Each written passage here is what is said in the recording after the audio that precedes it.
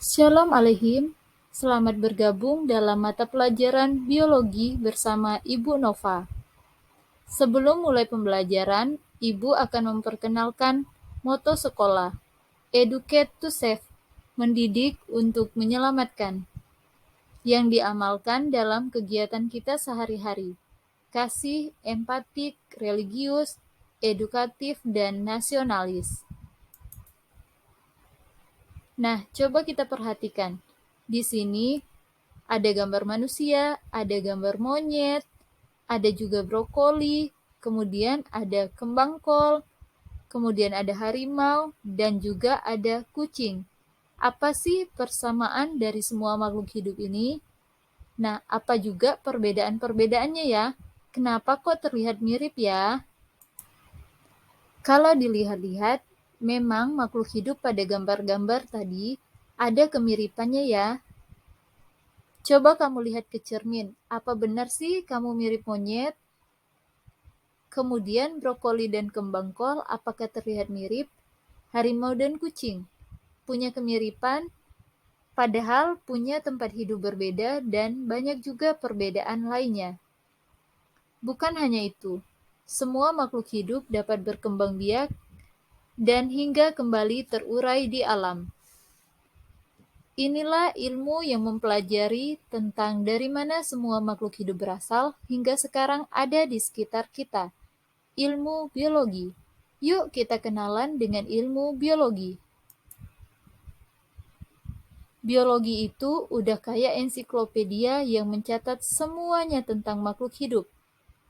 Dan memang seperti asal katanya, yaitu bios yang berarti hidup dan logos yang berarti ilmu.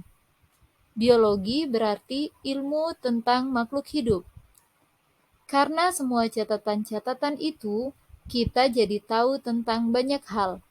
Kita bisa membedakan tumbuhan mana yang bisa dimakan dan yang bisa menyebabkan keracunan.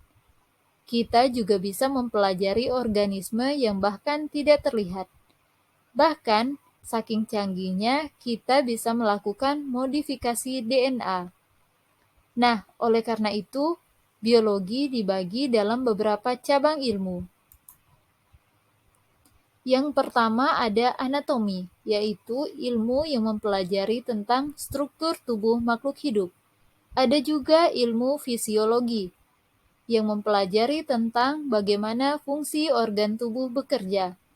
Kalau kita perbesar lagi, ada yang namanya mikroorganisme, yaitu makhluk hidup yang berukuran sangat-sangat kecil. Nah, ini dipelajari dalam ilmu mikrobiologi. Ada juga ilmu biologi seluler yang meneliti tentang seluk-beluk sel. Ada juga biologi molekuler, membahas sifat dan interaksi molekul makhluk hidup. Ada juga genetika, yang bikin rambut kita mirip dengan orang tua kita.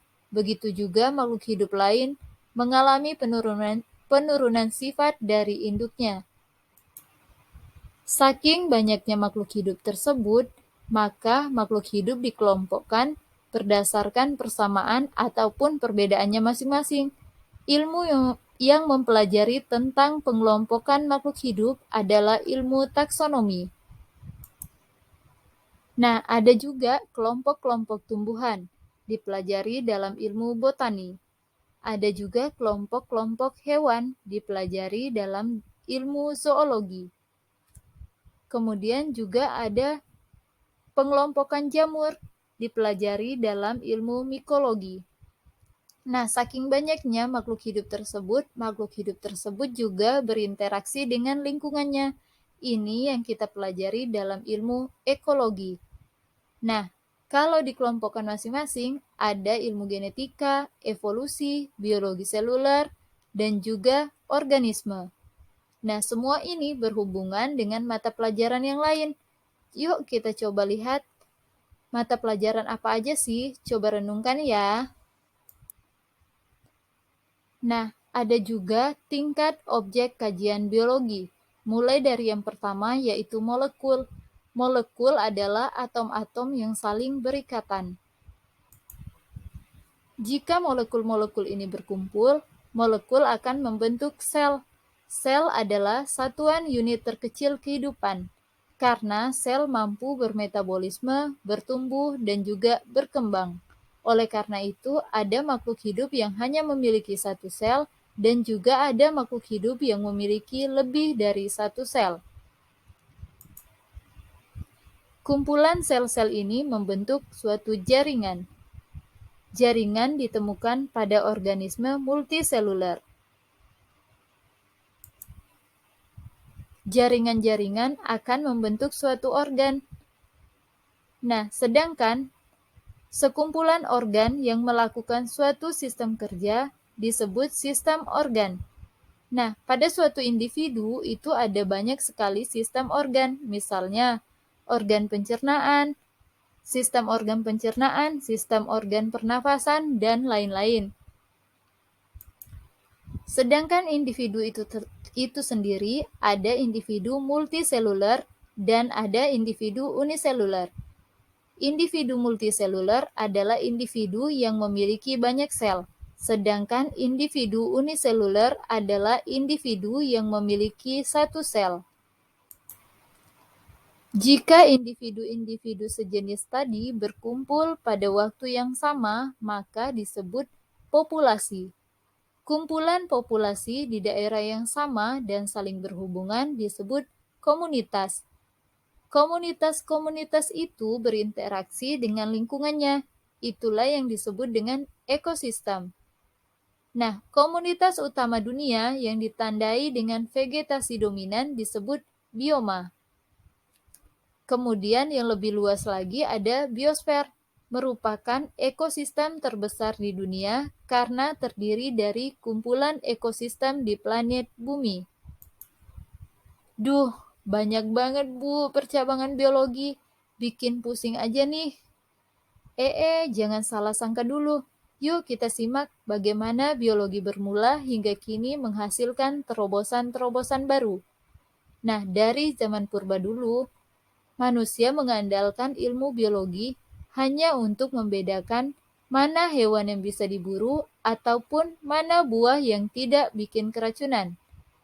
Nah, berkembang lagi pada zaman Neolitikum. Manusia sudah mulai tahu bahwa biji-bijian bisa ditanam lagi dan gak perlu mencari jauh-jauh. Oleh sebab itu, manusia sudah tidak lagi berpindah-pindah tempat. Kemudian, pada zaman Mesopotamia dan Mesir kuno, manusia mulai mengenal obat-obatan dan mulai melakukan operasi sederhana. Hingga pada zaman Yunani kuno, Aristoteles mulai meneliti binatang-binatang dan membaginya dalam kelompok tertentu. Perkembangan sains semakin banyak pada zaman Renaissance hingga modern, diawali dengan gambar anatomi dan juga pengamatan sel. Hingga sekarang bisa diadakan revolusi biologi. Dengan ditemukannya DNA, dilakukan banyak rekayasa makhluk hidup.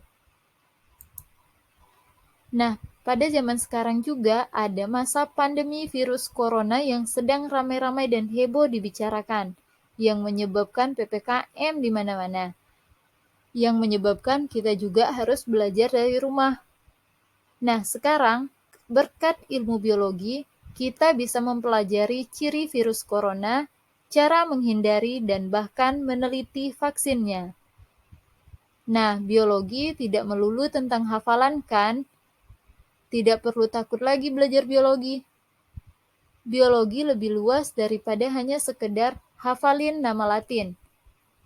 Maka dari itu, pahami konsep dasar biologi, cari tahu akarnya dan gunanya buat apa. Oke, pada hari ini kita sudah berkenalan dengan biologi serta cabang-cabangnya dan juga tingkat objek kajiannya. Begitu juga dengan manfaat-manfaat biologi. Sampai jumpa di pertemuan selanjutnya. Bye-bye, salam sehat. Shalom Aleichem.